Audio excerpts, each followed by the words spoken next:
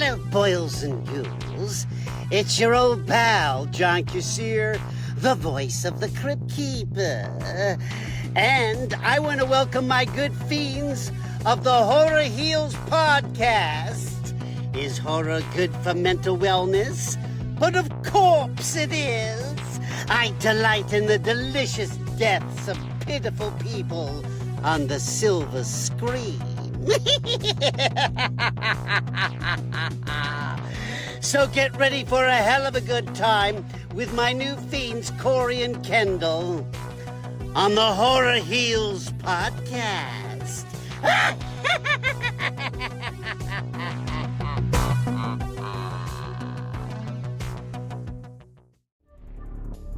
Welcome back to Horror Heals, the podcast where horror and healing collide. I'm Corey.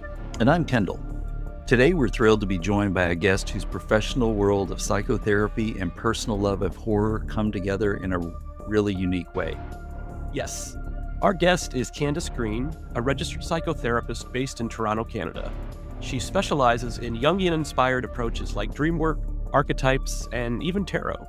And she also hosts the podcast Mental Health is Horrifying, where she explores how horror films mirror the human psyche. We talked with Candis about why horror is such a powerful tool for self-reflection, how her clients respond to horror in therapy, her lifelong love of Halloween and witches, and why Sidney Prescott is her ultimate final person. Hey, Candis, welcome to the Horror Heals podcast. Hi, thank you so much for having me. We're excited to have you. And right off the bat, I just want to know, how much psycho is going into your psychotherapy these days? From which end? From my end? Are you asking about that? Sure, why not? A fair amount, I would say. I was even just thinking, I don't see clients on Friday, and I was asking myself, what do I want to do after this interview today? And what I do to relax is watch horror movies by myself in the dark. So maybe some people might think that that's psycho, but it's really how I relax and just kind of set all my anxieties and problems aside for the day. Same for us. We'll watch them in the dark, and usually at least 3 or 4 of our dogs are there watching with us. I think the piece about enjoying watching them alone in the dark, it's something about not feeling like I need to perform or react a certain way when I'm watching something maybe scary or that's intense. I can just kind of react or feel however I want and not be witnessed in that. It's something that I find very soothing. It didn't bother me until, and this was a couple of years ago, I was at a horror convention by myself. So back at the hotel, midnight or something like that. And I'd been hearing about this independent movie that just happened to be on YouTube called Found. It's not the kind of movie you want to watch by yourself. Let me just say several of the characters would be ideal patients for you. I would imagine so. Yeah, and I guess in terms of watching movies alone in the dark, I kind of refer to myself as a bit of a horror baby. I really do believe that horror exists on a spectrum and there's something for everybody. I maybe tend towards the more milder end of things, for me and my nervous system. I don't really go for something like a Terrifier is really not for me. That's something that I don't find relaxing or anxiety quelling at all. So anything that would be maybe more extreme, I would like to watch that with somebody else if I were to give it a try. Gotcha.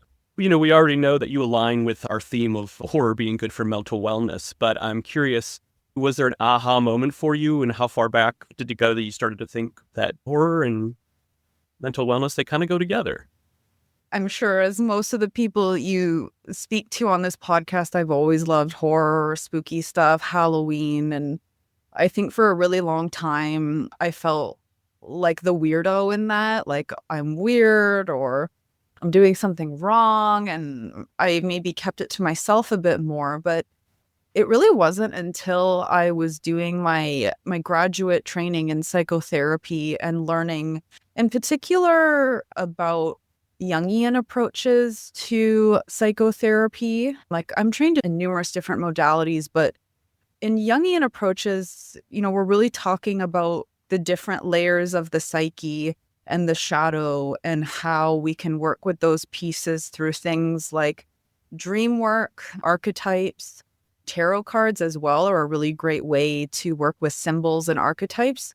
And when I was doing that study and learning about archetypes and sort of emotional compensation, it just sort of clicked in my mind, like, this is exactly what we're doing when we're watching horror movies. I really see horror as collective nightmares and as projections of our deepest anxieties and fears that we all have. And just sort of even noticing in myself what was happening to me when I was watching horror movies, how it was helping me to explore things or to feel better. I market myself as a therapist, obviously, who loves horror and all of these things, and just the number of people who are attracted to that, who also find healing in that. It's been such a lovely process.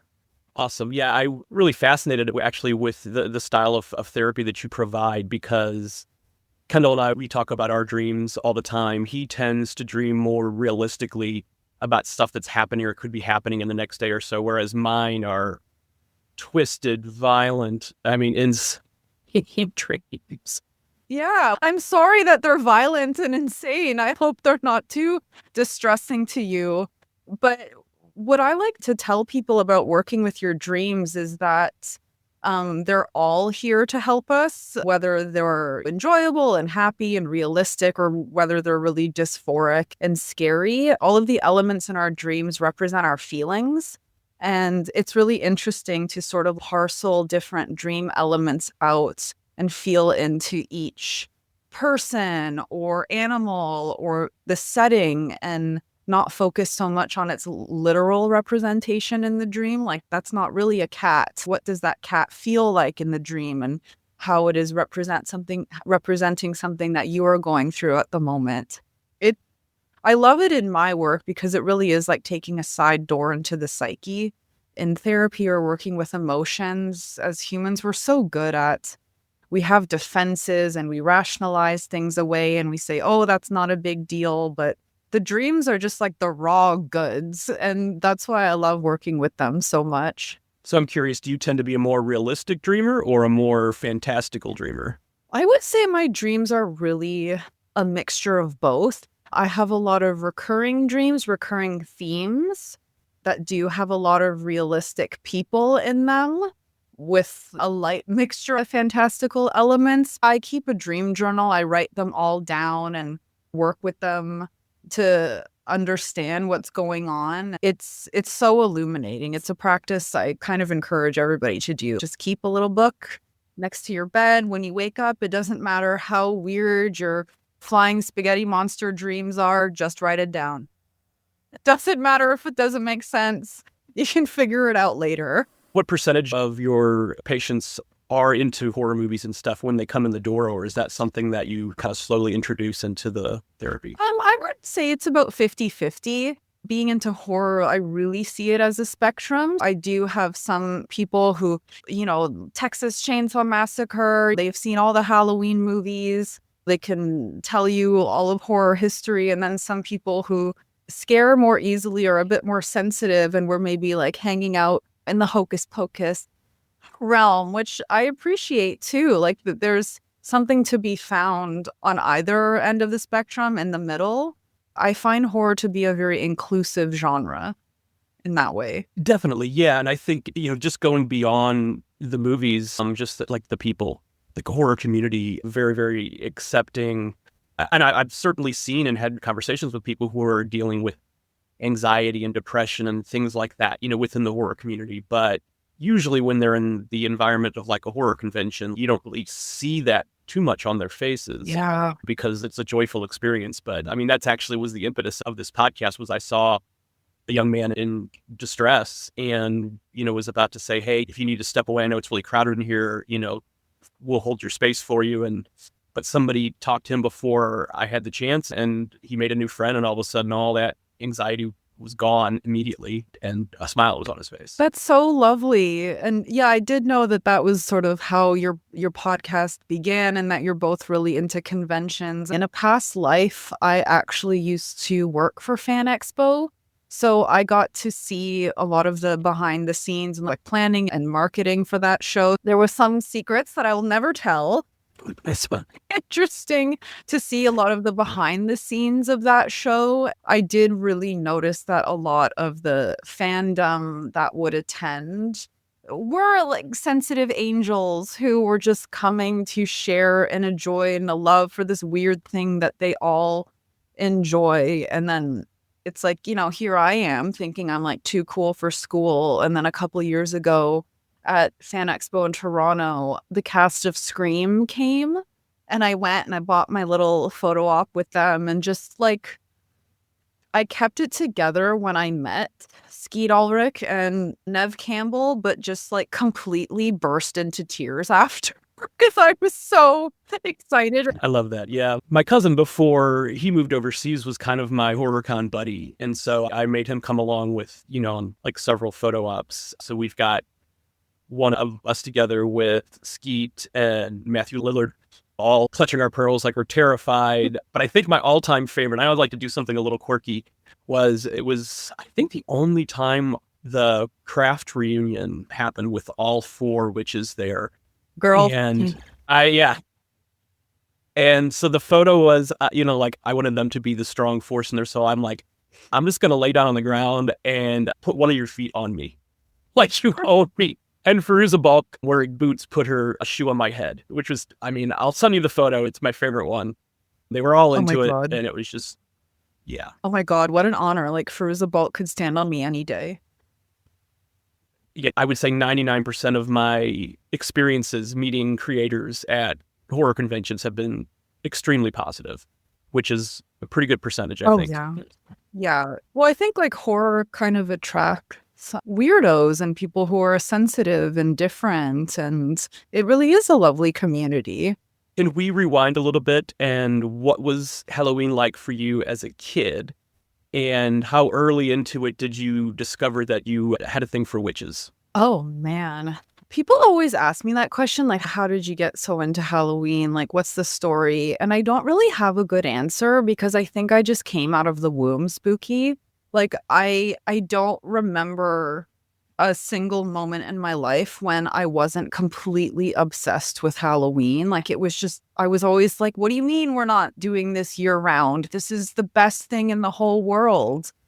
And I remember, like, I loved it so much that I would start planning, you know, as a kid for Halloween in like June. And my parents would kind of be like, okay, like, you know, we need to slow it down a bit. Like, it's summer, maybe go to summer camp and let's revisit this in October. Like, I was kind of given like an October 1st. Okay, but I really wanted to celebrate it the whole year. And that went along with witches too, in wanting to like celebrate and like learn more about Halloween the whole year. Like, I would spend my summer in the public library, like as a kid, like as a 10-year-old kid, like taking out books about witches, witchcraft, like Satan, the history of all of this. Like, it was just so fascinating to me. Like, I would just take books out and want to learn about this all the time. And thinking back, I'm like, it's so nice that my parents didn't pull me aside and was like, are you okay? Like, they just let me. So yeah, it's really been a lifelong passion. Love that. Have you had the opportunity to visit Salem, Mass? Oh my gosh, I had my honeymoon there. Oh, awesome. Yes, bless my husband. Bless his soul. I wouldn't say, so we've been together for 18 years now, and I wouldn't say that when we first met that he was also a spooky ghoul. I would say through our relationship, he has come to tolerate and mildly enjoy it. And he was very nice in agreeing to have our honeymoon in Salem. And we went around to all the Hocus Pocus filming locations. And oh my gosh, just that feeling when I saw the Dennison house for the first time, it was just like, it was truly incredible. Yeah, Salem is such a fun place. Yeah, we love visiting, although, we try to avoid it in October now just because it's insane. Yes. Yes. Well, yeah, we got married in October, and I guess I didn't really Salem, October. And so we went the second last weekend of October for our honeymoon, and it was wild. Wouldn't recommend to others. It's like that all year. Just go like in March or something. Right. Now, I think if staying there actually for your honeymoon, that's probably a little bit different. Like, I wouldn't recommend a quick day trip to Salem on a Saturday in October just because it's going to be nuts. But if you're there and you're staying there, just being around all that energy and people and stuff like that had to be pretty awesome. Yeah, it was incredible. At this point, I've been there 3 times just because it's like Disneyland for spooky people. Yeah. So I want to talk a little bit about Mental Health is Horrifying, the podcast, because I love that it's an interesting take where you're taking like one horror movie and sort of examining the psychotherapy elements within. Can you talk a little bit about the genesis of the podcast? Yeah, again, I feel like that is just how I always saw horror movies when I was watching them. I would just kind of think, oh, like this is so representative of this, or like, oh, this ghost is a metaphor for having poor boundaries.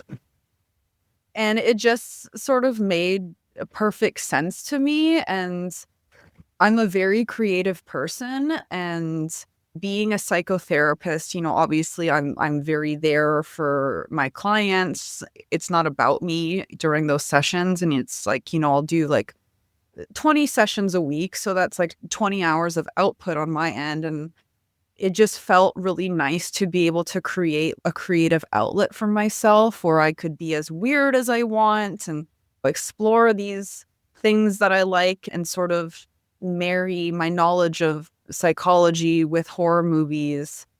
It's just so much fun. Is there a witch in literature or pop culture that you relate to the most? Oh, what a great question. The first witch that is coming to my head is Elaine from The Love Witch. I'm just like totally obsessed with her. Have you seen that movie by Anna Biller?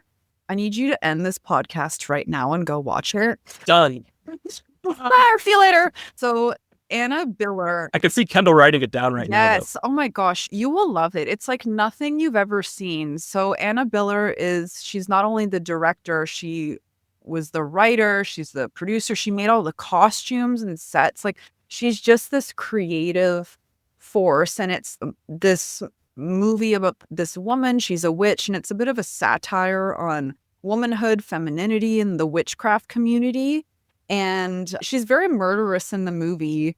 Her emotions are always at the very top of everything she does, but the movie is just so beautiful. Her entire apartment in the movie is designed in the same colors as the Hoth tarot deck. So it looks like she lives inside a tarot deck. And I just really relate to it on that aspect. Like I'm a very aesthetic person, like beauty in my surroundings and even in my horror movie preference, honestly, is very important to me. And this movie, like every shot is like a picture you could frame and put on your wall.